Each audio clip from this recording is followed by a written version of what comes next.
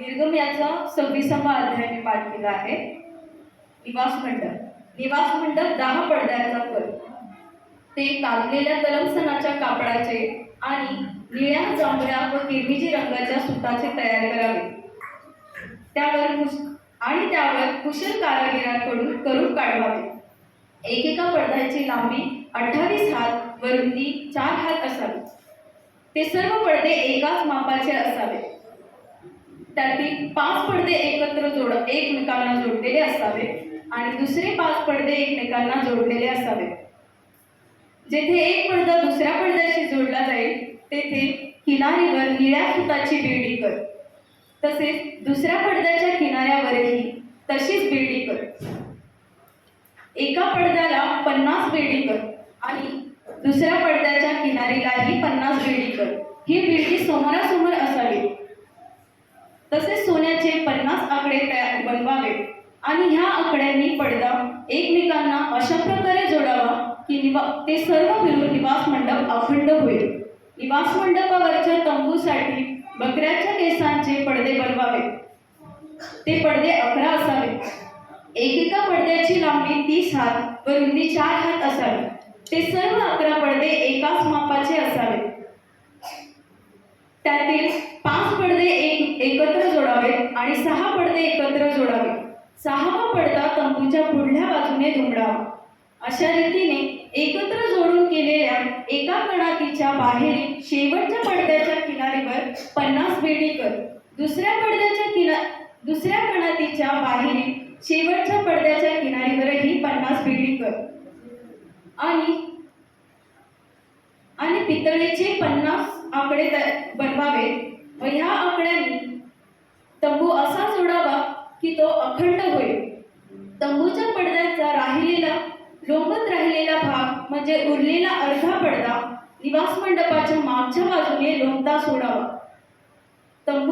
तंबूचे पडदे लांबीकडून हातभर ह्या बाजूला व हातभर त्या बाजूला असे निवास मंडप झाकण्यासाठी त्याच्या दोन्ही बाजूंनी लोंबते ठेवावे.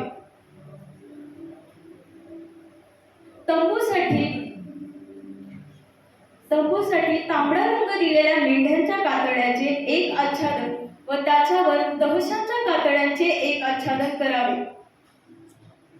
मी पर्वतावर तुला दिलेल्या नमुन्याप्रमाणे निवास मंडप उभारावा.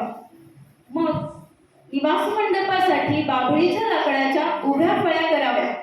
प्रत्येक फळीची लांबी ही 10 हात व रुंदी 1.5 हात असावी. एक फळी दुसरीशी जोडण्यासाठी तिला 2-2 कुसे असावी. निवास मंडपाच्या सर्व फळ्या अशाच कराव्या. निवास मंडपासाठी ज्या फळ्या तू करशील त्यातील 20 फळ्या ह्या दक्षिण बाजूसाठी असाव्या. ह्या 20 फळ्या लावण्यासाठी त्यांच्या खाली चांदीच्या 40 उथळ्या बनवाव्या. म्हणजे एका फळीच्या खाली 2-2 उथळ्या असाव्या.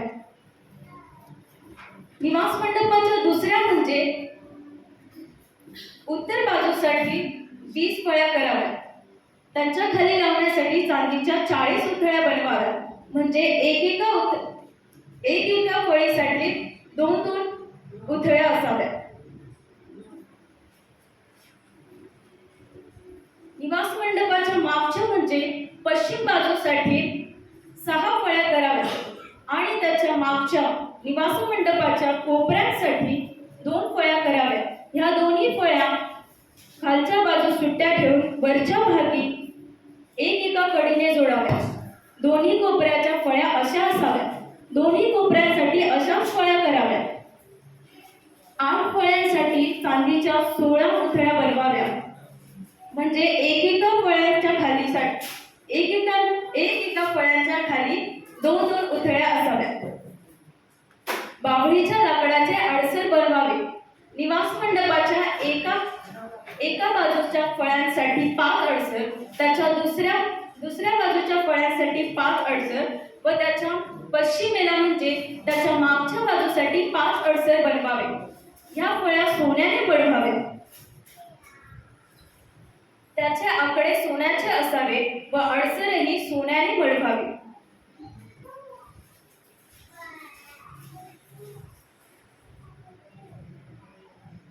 निळ्या जांभळ्या किरमिची रंगाच्या सुताच्या तलमसनाच्या कापडाचा एक आंतरपट बनवावा व त्यावर कुशल कारागिरांकडून करून काढवावे. हा पट सोन्याने मढवलेल्या बाभळीच्या 4 खांबांवर लटकवावा. त्याच्या आकड्या सोन्याच्या असाव्या व ते खांब चांदीच्या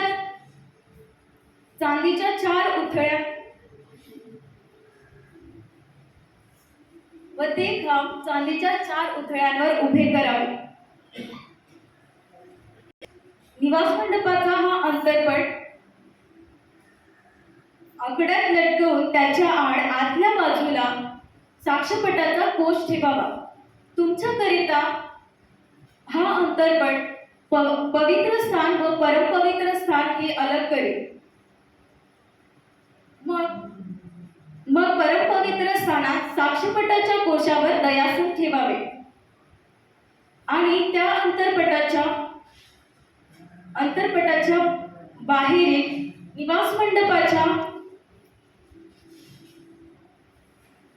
निवास मंडपाच्या पश्चिमेला मेष ठेवावा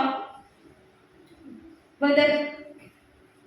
निवास मंडपाच्या दक्षिणेस मेष ठेवावा व त्याच्या उत्तर बाजूस मेजासमोर दीपवृक्ष ठेवावा. तंबूच्या दारासाठी निळ्या जांभळ्या व किरमिजी रंगाच्या सुताचा व कातलेल्या तलमसनाच्या कापडाचा बेलबुट्टीदार पडदा बनवावा. ह्या पडद्यासाठी बाभळीच्या लाकडाचे 5 खांब करावे. त्याच्या आकड्या सोन्याच्या असाव्या व त्याच्यासाठी पितळेच्या 5 उथळ्या ओताव्या. आमेन.